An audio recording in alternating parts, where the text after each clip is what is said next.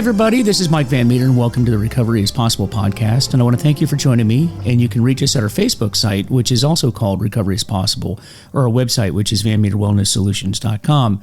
This podcast exists to educate the public about addiction, remove the stigma associated with addiction, and offer help and support to those suffering from addiction. This episode is sponsored by FHE Health, a substance abuse and mental health treatment center specializing in treatment for first responders' needs, including PTSD, anxiety, and substance use.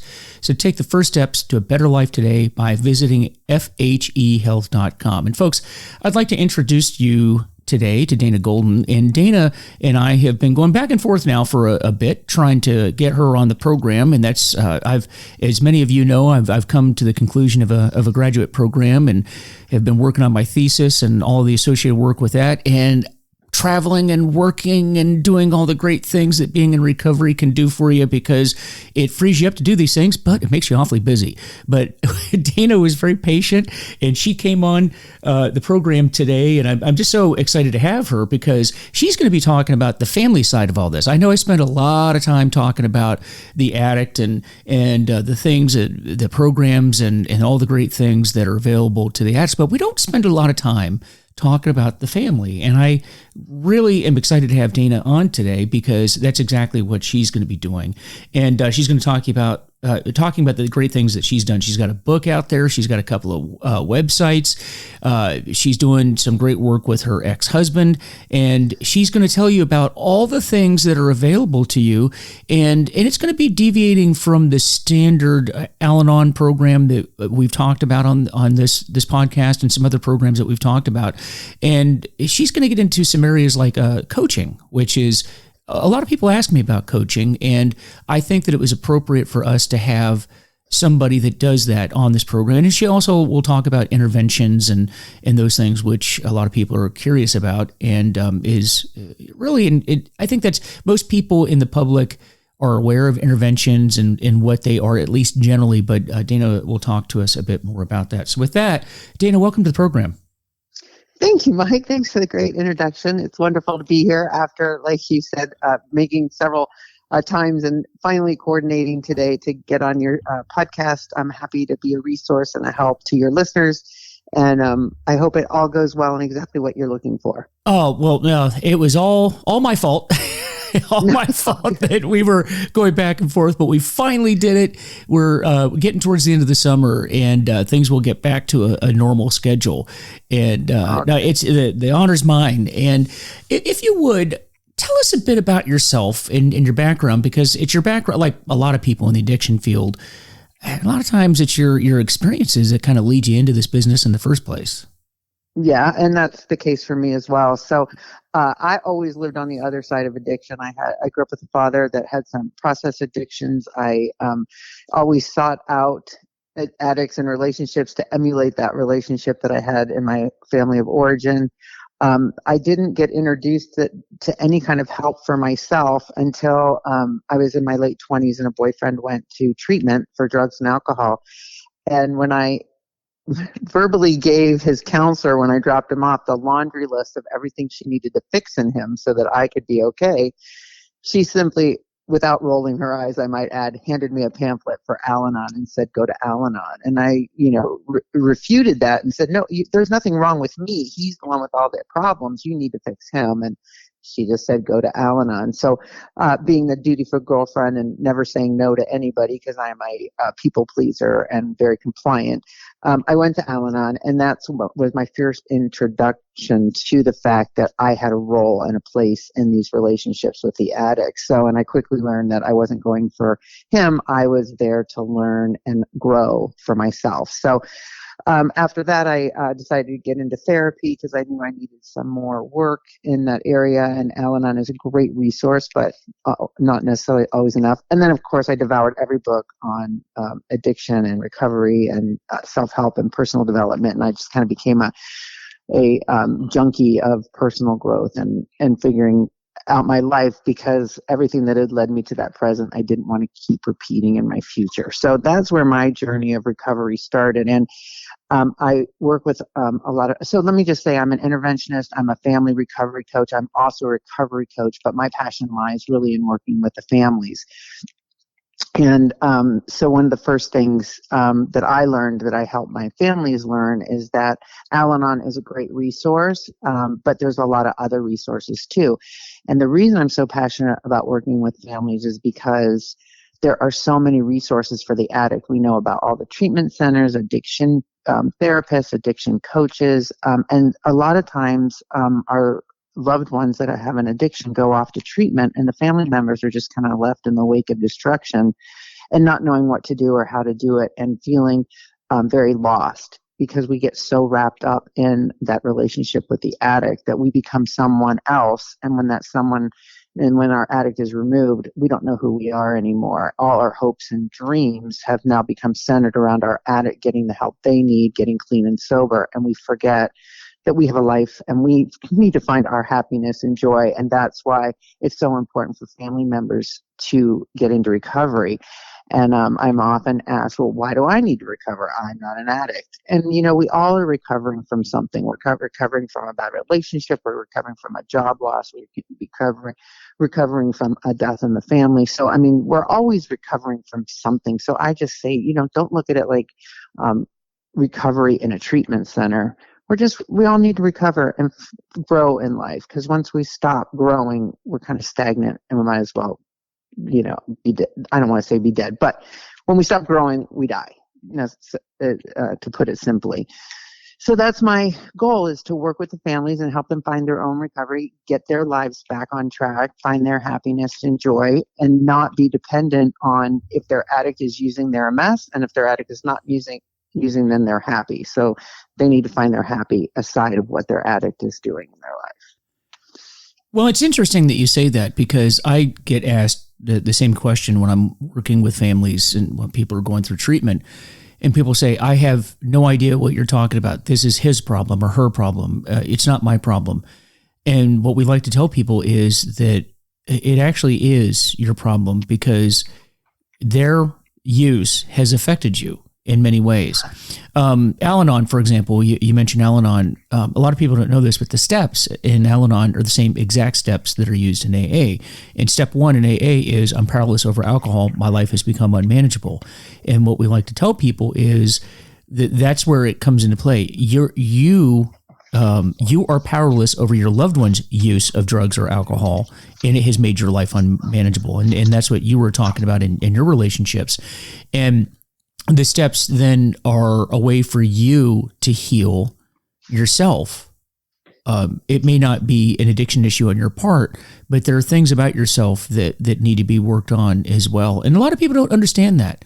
And I think in the addiction field, this is the one area, the family members are probably the one area that aren't addressed the way that it should be. At least that's my perspective in my journey so far in this field. Would you agree with that?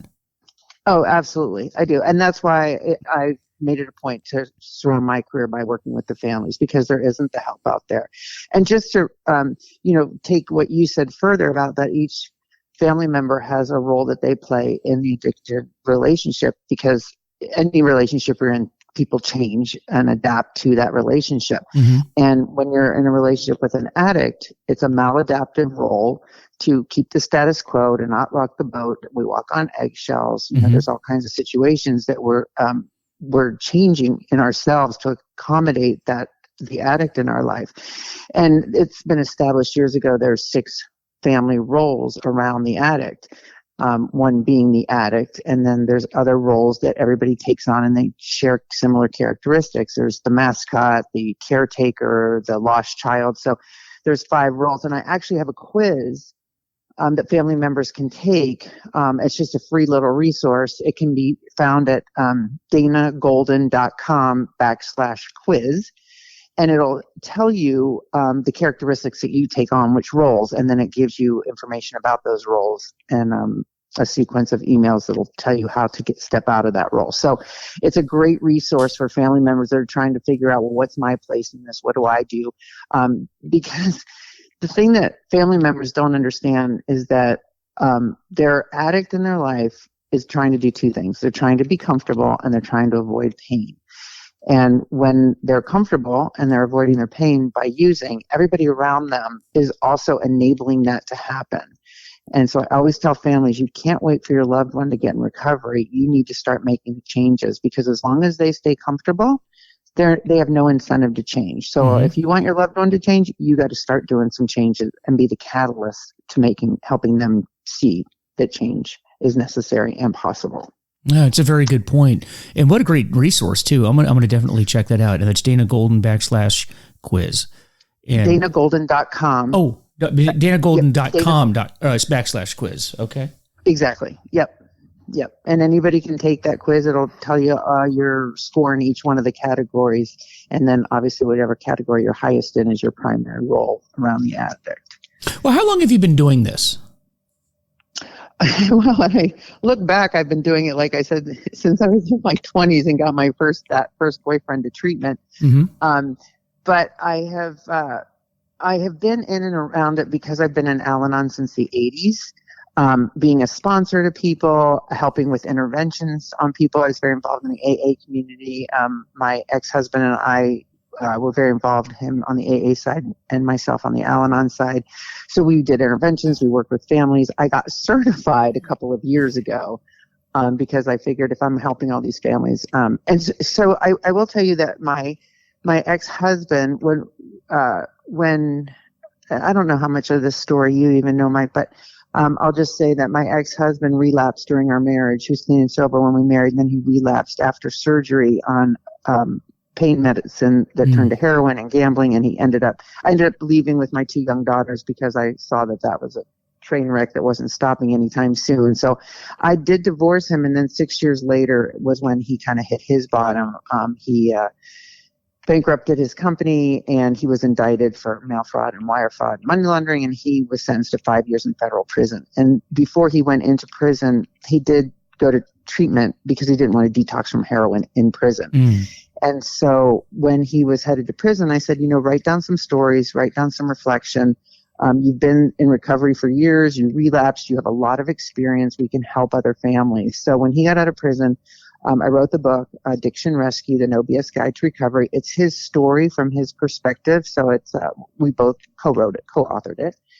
And then he immediately dedicated his life coming out of prison to helping others. And so he became an interventionist and a recovery coach. And then I was working with his families, setting up all the interventions and the travel arrangements for him. I was doing his administrative work. And I was working with these families, talking them off the ledge, helping them know what they were going to go through and the expectations and what they were going to see and do along the way. And so I thought I really should get certified as a family addiction coach. So I did that. I work with the families. I also became a recovery coach at the same time. And most recently, I do interventions now as well. So that's how that all came about, to be doing what I'm doing. Wow, that's great news for your husband, your ex-husband. I mean, that's yes. It sounds like you never give up, and it sounds like he's one of those cases where he did not give up, and it sounds like he's living a clean and sober life now. Correct? He is, yeah. He's doing great. His motto, I should say, when he went into prison was, "I've done nothing but disappoint everybody in my life, and now I'm going to do everything I can to make them proud." And so that's kind of what he lives by now. And he's doing a great job. He's repaired the relationships with our 2 daughters. And obviously he and I work together, and that works out well because we're on a mission to help other families. And he's, I think, just working with the people, and it's just like the 12-step program, right? The more you're in it and help others, the more you live clean and sober. So it's just been a great path for him. Yeah, I've often talked about that on this program, and if you're listening to this program and you're trying to get well, the dirty little secret is that by trying to help others, actually miraculously helps you, and it helps you stay sober every day. And when I talk to people that are new into the program, like I just recently had a couple of guys I started working with, and both of these guys came into recovery during the COVID, which is kind of interesting. We were in this long discussion, pre-COVID and post-COVID sort of recovery meeting culture. And when I came into recovery, it was, you always heard, go to meetings, go to meetings, go to meetings. And you got that because there's meetings everywhere. Then COVID hit, and then there's meetings nowhere. And then they started the Zoom meetings and then hybrids. But there was this whole crop of people that came into recovery or wanting to recovery during that period, during that transitional period. And the idea of going to meetings is kind of changed, right? Well, I can just get on Zoom, or I can maybe go, maybe not go. And it was always, it became apparent why meetings were important when you were going physically to them, but it was hard to convince people of the importance of meetings post-COVID. And one of the things I say to these guys, they go, hey, Mike, I'm feeling good. I don't need to go to a meeting. And then finally, I just said to these guys is, I don't think you understand. The meeting is not always about you. The meeting is about you being seen. It's about you helping other people. So the new person that just came in, how are they going to know how to get well if they don't see you at the meeting? This is about you helping other people. It's not about them helping you. It's about you helping them. And that's a concept that I think is very important. And it sounds like that's something that you and your ex-husband have embraced. Yeah, absolutely. One of my favorite stories about Dr. Bob and Bill, and those the founders. Did I get that right? Yeah, co-founders of AA. I always confuse this. And I remember one of them talking, the story of one of them talking to the wife and saying, I just don't think this is working. These guys, we get them and then they go back out and relapse, and I just don't think I can help them. And she said, but look, you guys are staying sober. So, and that was just always such a huge lesson to me, that in the work is what keeps you doing well for yourself. So yeah, I actually think it was Bill was talking to his doctor, and it might have been the doctor that said. Thank you for straightening that out. Oh yeah, just a little nuance in it, but the point is still the same. You're absolutely correct, and that was, well, they may not be sober, but it appeared to the doctor that, hey, but you're staying sober, so there may be something to this, That's exactly right. And it was you just putting in the effort to help someone else, and that's kind of the magic. That's the secret. But so great work. Now, this whole business of interventions, I get asked about it quite a bit, and I've actually been on some interventions myself. And now I've not been trained in it the way that you have. Tell us a bit about that.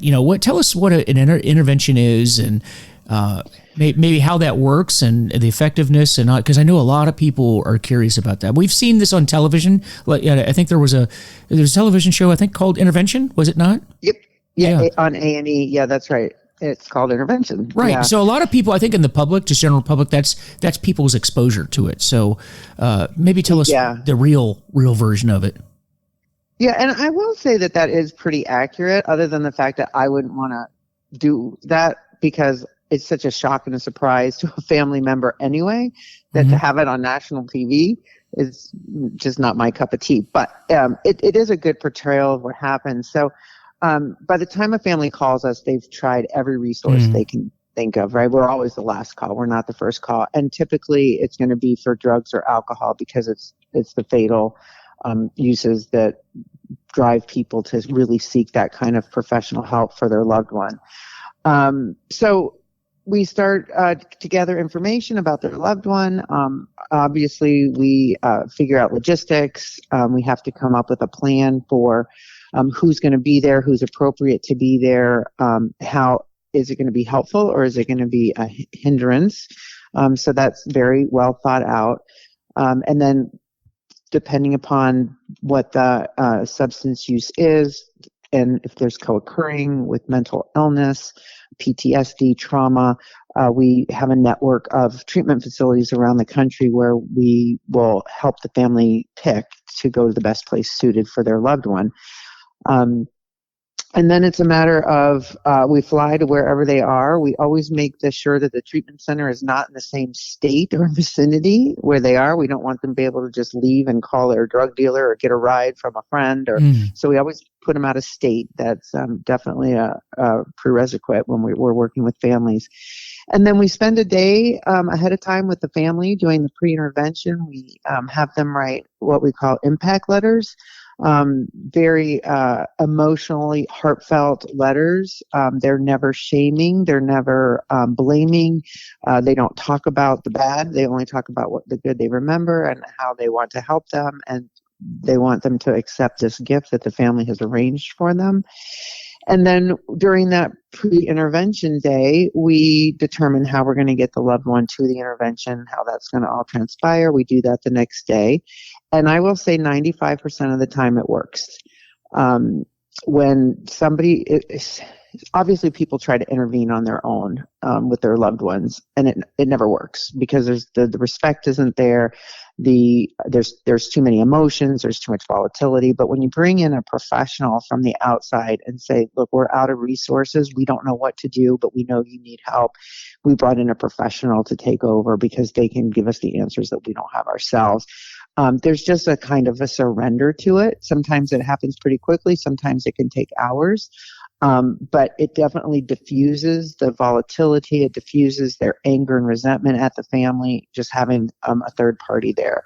So typically they're pretty successful. And we often find that if they're not successful right away immediately, because that's the goal, is to get them to go that day. You kind of have plane tickets set up for them, or at least what's viable to get them to the treatment center.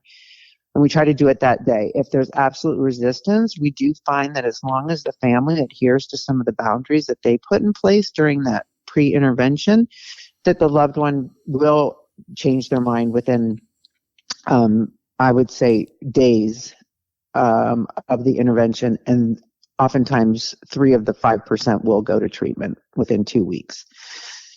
So it's everybody involved, though, and we do work heavily with those families, because if they are going to, even if the loved one goes to treatment or not, they really need to start working on their behaviors, and we spend that pre-intervention day working on that. And you set up a boundaries letter so that if their loved one doesn't go, these are the boundaries and consequences. If you choose not to go, we choose not to live this way and be held hostage anymore by your addiction.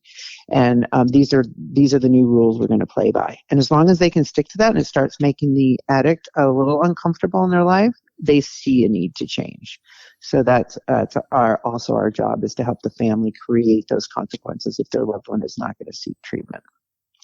Yeah, I think that's so important. And over the years, as I've sort of shifted my focus directly from the addict to the family member, I think that it's become clearer to me that the behavior of the addict, you just use the term, you're holding the family hostage. And we get, and maybe run this by you, because I get asked this a lot. And it's great to have a resource like you, because again, this is not, the family side of this is not my specialty. But I will oftentimes, the family, when I start working with someone, the family will try to get involved. And that's one of the first things I notice is I'll be dealing with someone, and then the wife or the girlfriend or the family member or, the spouse, whoever, calls me up and they want, well, let me tell you this, and let me tell you that, and let me tell you what he's doing. And what do you think I should do? Do you think I should leave him? And that's always the big thing is, should I stay in this relationship or should I leave? And that, of course, is a very dangerous area for any one of us to tread into. And I try not to involve myself in that, because I can't make that decision. I mean, I would never want anyone to stay in an abusive relationship. You should not stay in an abusive relationship, particularly if it's physical.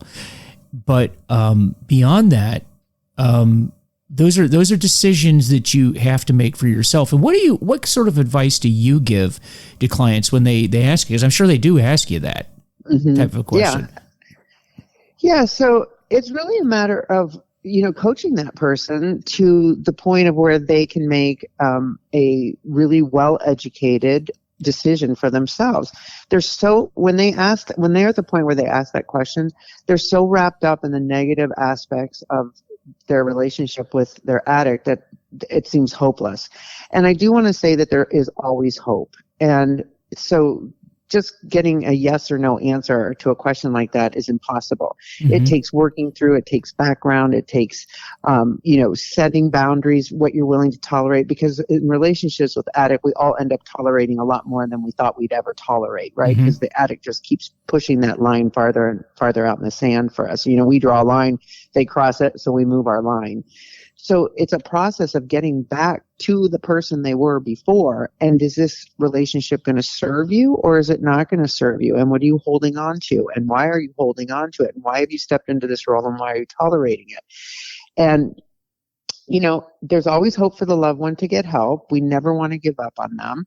But there could come a point where there's a point of no return if that loved one doesn't seek help long enough. So you can't, like you say, you never want to tread on, yes, you should leave this relationship. This is a bad, toxic relationship for you. I mean, any relationship with an addict is going to be toxic. So it's really working through and coaching them through all those areas to figure out what's going to serve them best.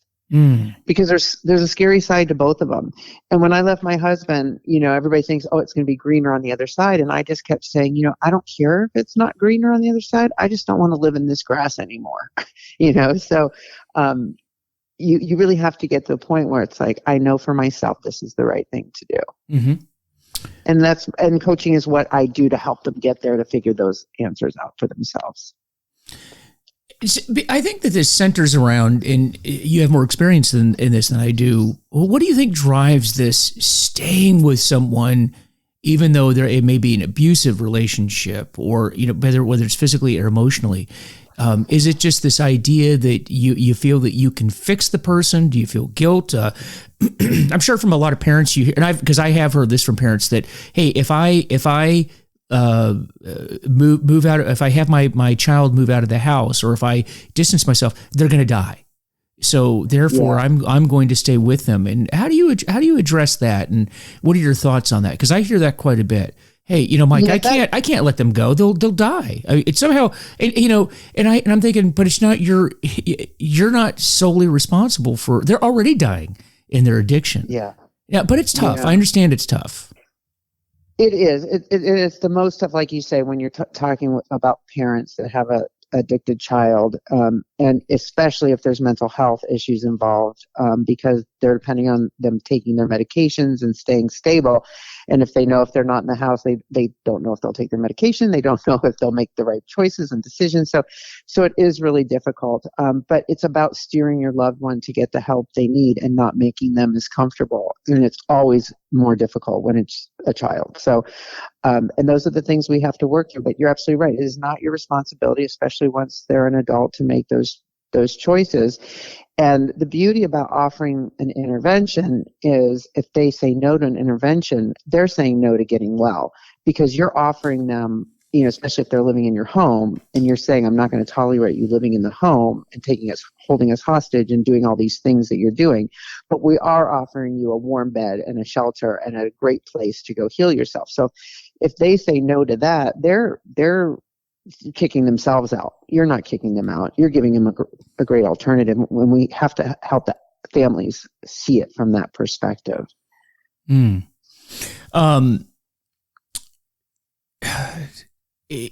you say this is about 95% success rate of the people going to treatment. Yep. Now, a lot of the people that you work with, are these repeat customers, or how often does that happen with you? Well, typically you're doing an intervention one time. There are repeats as far as relapses and going back to treatment. Now, when we do interventions, like I said, they've usually been through treatment before. It's kind of a last-ditch effort to save this person's life.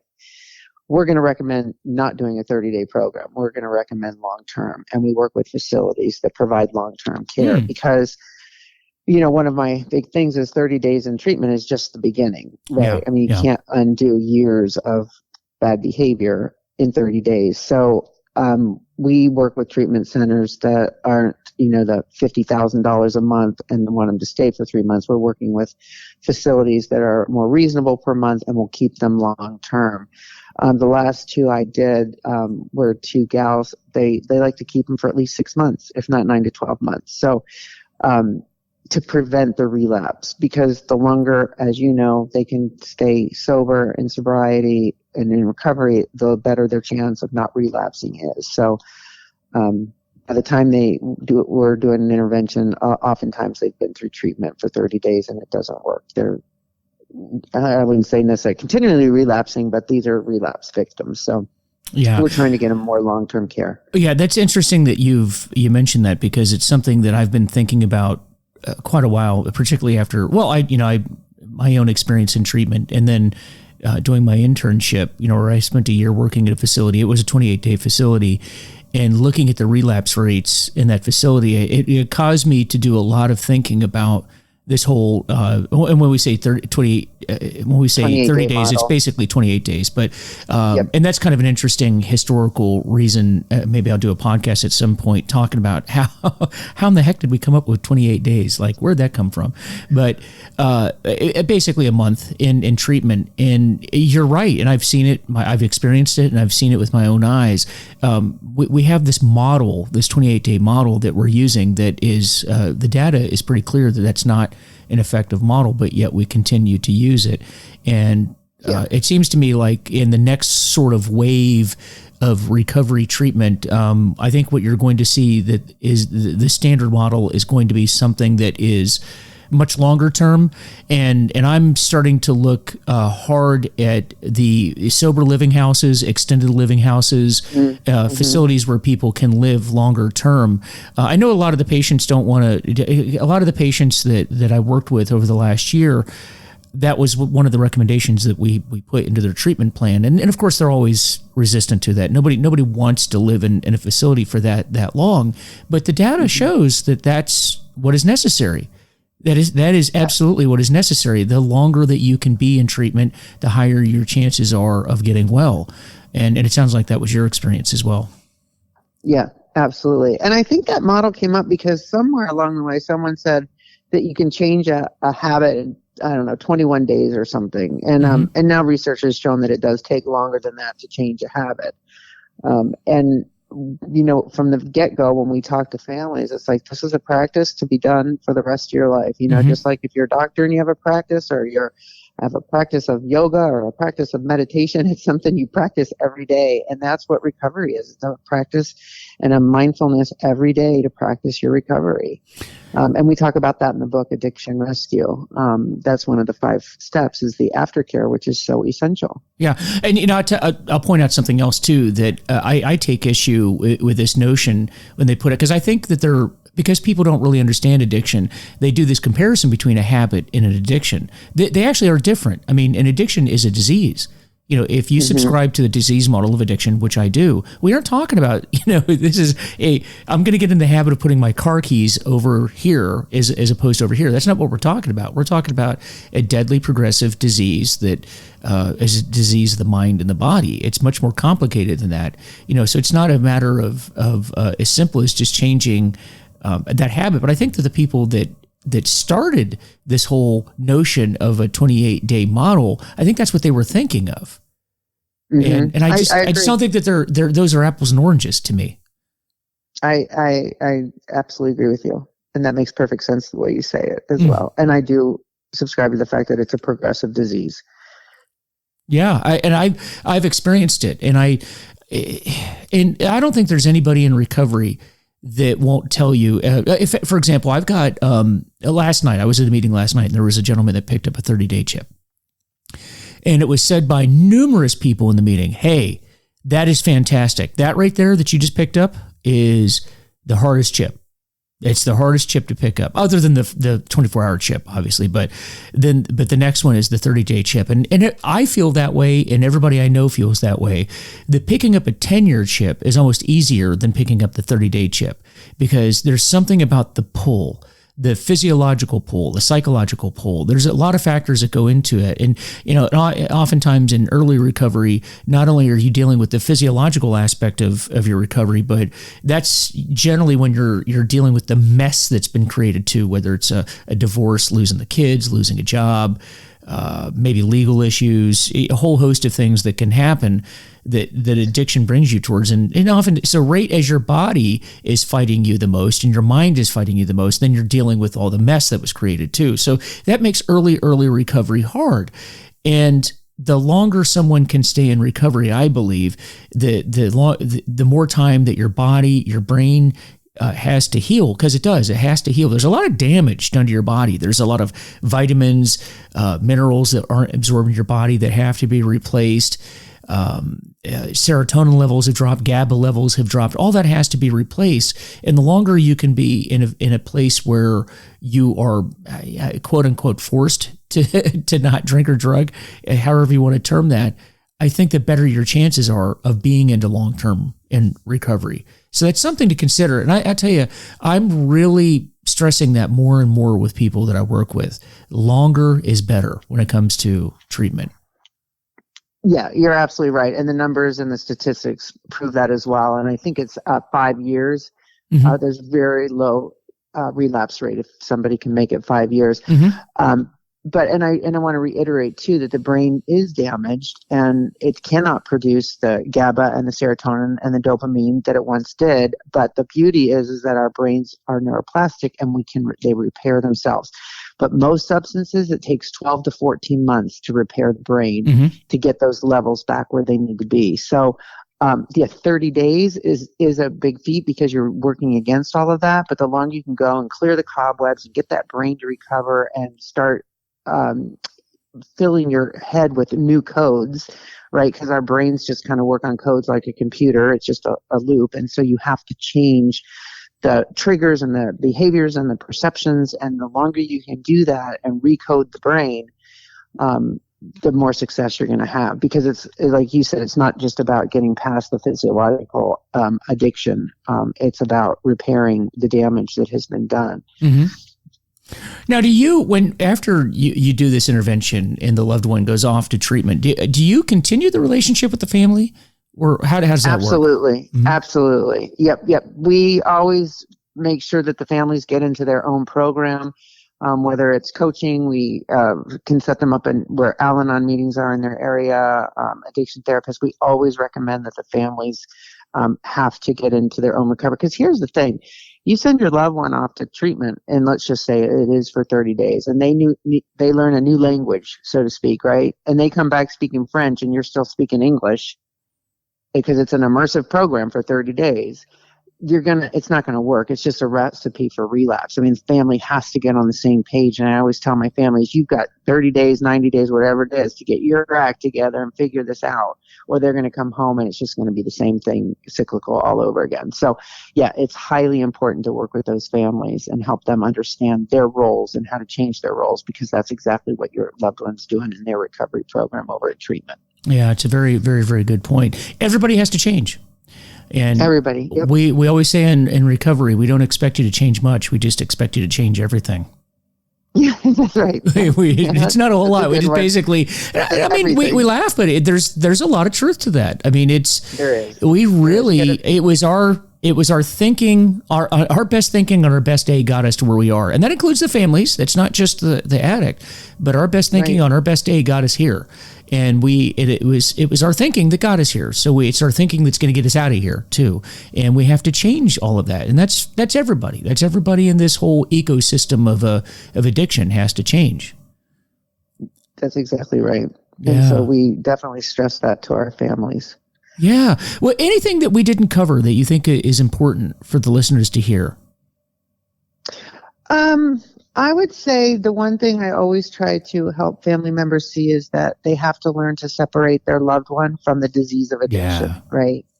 And it's just like having kids. Like, we love our kids, but we don't like when they're behaving naughty. And that's exactly how we have to look at it with a loved one with an addiction. And you can be resentful and angry and mad at the addiction, but it's something that has taken over the loved one, and it becomes involuntary, and they don't have a choice and will against it. So steering them to find the help they need is the best thing we can do, and just never give up hope on that loved one, because there's always hope. Mm-hmm. That is so true. I have seen miracles, and I think I'm an example of that. One of those people, it just took forever and ever. And, we always say that, it's like, it's not working. And I hear that all the time. I hear that in recovery. I tried this, Mike, and it didn't work. And what really the truth is, it's not that the program doesn't work. It's you're not working the program in reality. And Absolutely. I think the hard part in the beginning is getting the person to act. Look, you can't just, and I'll just use AA an example, but there are, and if you're listening, you need to understand there's a lot of different programs that are out there, but I'm just using an example here. When you come to AA, and I'll hear people say, "Oh, it doesn't work for me," and I'll go, "Yeah, okay. Well, what's the name of who's your sponsor?" Well, I don't have a sponsor. When's the last meeting? What step are you working? Yeah. What step are you working? Tell me about, just pick a chapter of the book. Tell me a little bit about it. Well, I've never read the big book. Okay. All right. But you're telling me that this program doesn't work, but you don't have a sponsor. You're not working the steps, and you've never read that book that was given to you. but the program doesn't work. Is that what I'm hearing? And then I think it sheds light on the truth. No, the truth is you're not working it, and that's true of the family programs as well. So the key is going to be just how do we get people to actually do this? And and by the way, just showing up to meetings, just so people know, just showing up to meetings is not technically working the program. There's a lot of work outside of the meetings that you have to do as well. But getting people to do that is the challenge. Yeah. Mm-hmm. Yeah. And a lot of people, especially when they, agree to go away for 30 days and straighten up their act, so to speak, it's in a last ditch effort to get their stuff back, right? To get their kids back, to get their job back, to, get their family back, whatever it might be. And that is not working a program. If they're just looking at it because they just want to get their things back, that is not the right attitude. And you're 100% right when you say the program works if you work it, and the people that say it doesn't work for me are not working the program. And it does take work. I always say you got to, as hard as you would work to get high, to call your dealer in the middle of the night, to go to sketchy areas, to do whatever you got to do to get high, you got to go to those lengths to get clean and sober and in recovery. You got to be willing to pick up that phone in the middle of the night and call your sponsor instead of your drug dealer. You got to be willing to do the hard work, whatever it is, if you want to live a different way and stop feeling the way you're feeling. Yeah, I had a guy say that to me the other night. He goes, man, I drove 45 minutes to come to this meeting, and he was proud of himself. And I'm not disparaging that. I'm glad the guy, and I looked at him and I said, did you drive 45 minutes to drink? In his case, it's alcohol. He's like, yeah. And I said, I bet you didn't blink in doing that. Yeah. I said, but now we need to give you a trophy because you drove 45 minutes to come to a meeting. When you were using, that meant nothing. and the point was made. I think the individual was like, yeah, you're right. But it is funny, right? That people say, yeah, you should. Hey, do you know how far I drove to get here tonight? Yeah. Yeah. Good. Nothing stopped you when you were using. Nothing. Yep. That's exactly right. Yep, you hit my point, nail on the head. So. Yeah, and I'm not being critical. I was the same way. But it is funny how we point these things out. When you finally get into recovery, you point these things out, and it's like, there's so much in recovery that makes sense once you point it out. Absolutely.